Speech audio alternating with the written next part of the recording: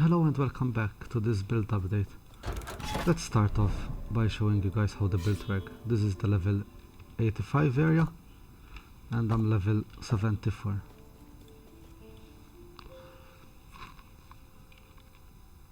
Starting it off.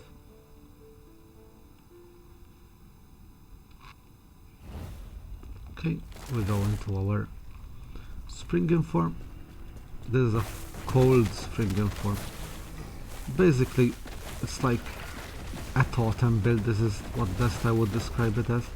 You just put your totems, you just put your vines, which are like totems in other ARPGs, and you let them destroy everything while you walk. You have really high defense. You have two type of pets with you, the wolves that howl and gives you a buff when they hit a big enemy or area, which gives you speed and more damage to you and all your minions. As you see, I'm pretty tanky. We have a lot of mechanics to help us. I only died once this playthrough and it was my own fault. I went to fight the undead dragon that deals a lot of necrotic damage with 8 necrotic resistance, and I ended up dying at the end.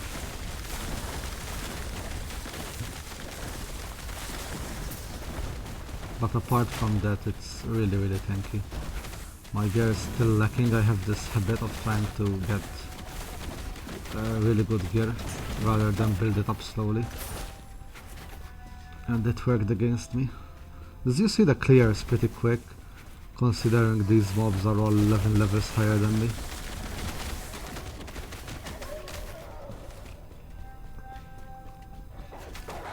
So pros and cons: you have to keep spamming your vines all the time, so maybe some people don't like that. You're not really actively fighting most of the time, you're just running around trying to dodge everything.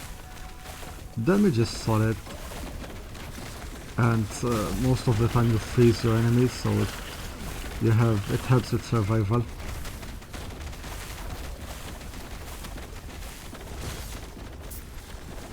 You just run around, collect stuff, let the vines do the work, you just wait. You could help a bit with some damage, but your damage isn't that great.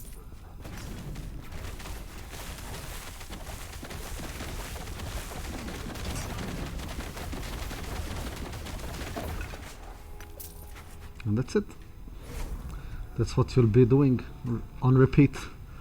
It's not the most exciting of fighting, but if you like to play safe, it's a really good build for you.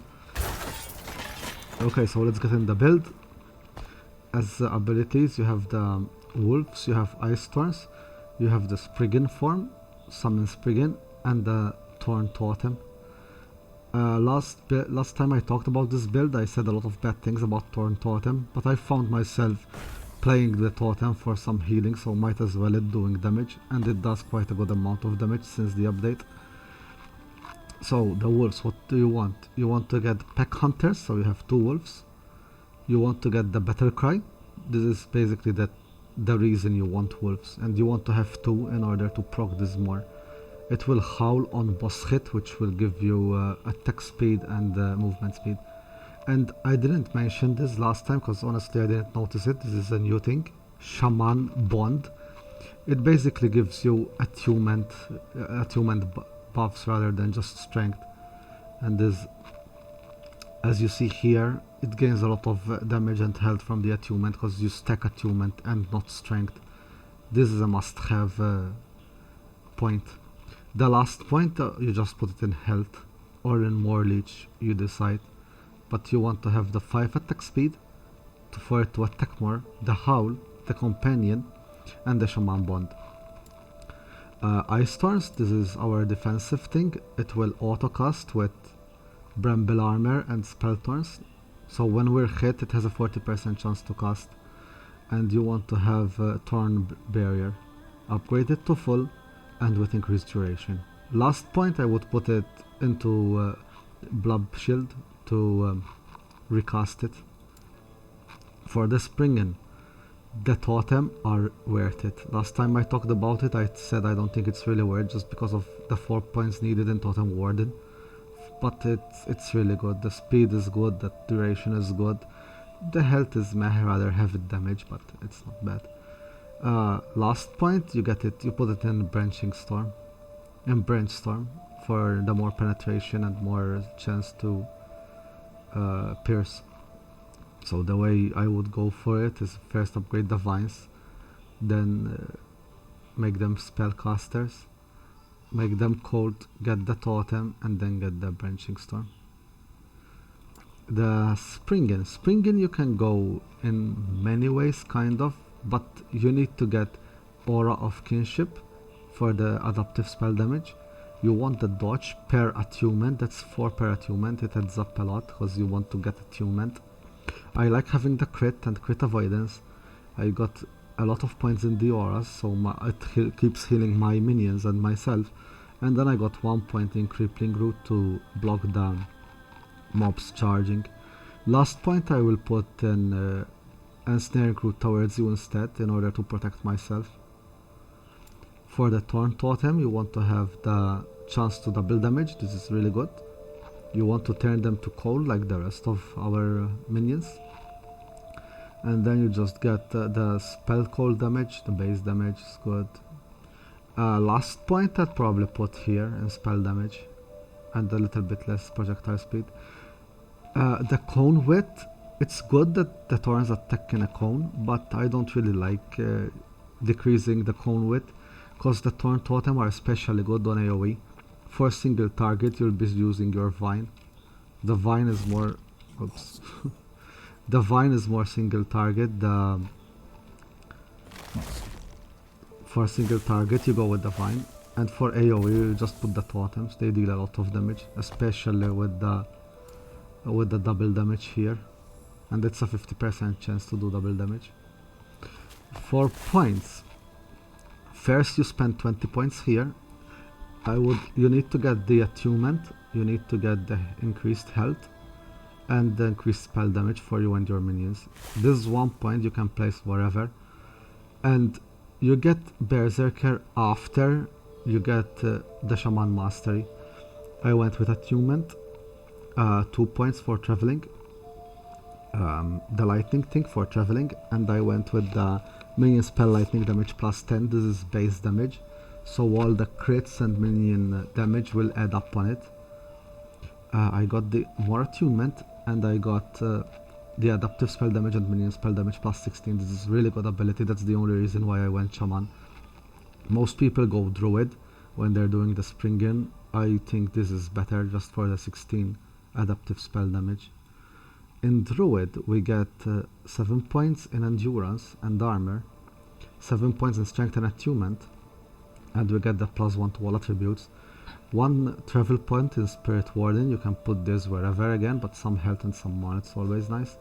And then I got 3 points in Winds in the Leaves, just so we get more movement speed and our Spriggan gets more movement speed, and a little bit of attack and cast. You can max this, but since we're gonna go into Beastmaster and we will keep filling here, more strength and more board duration, and then we get 2 travel points, probably, and maybe some dodge, but get the travel points wherever you prefer them, don't get this one because you don't want to have one companion. Then we get more points in extra reduced damage, and then you go for 8 points in here, and that should round up the build.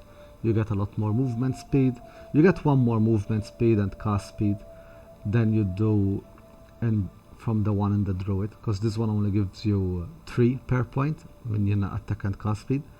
This one gives you 4 per point, and you get some movement speed and revive speed as well. And that's it. Then for gear, you want crit and crit and crit and crit and crit and crit on your idols. Maybe some resistances here, some health, doesn't matter. And then you want cast speed, minion elemental damage.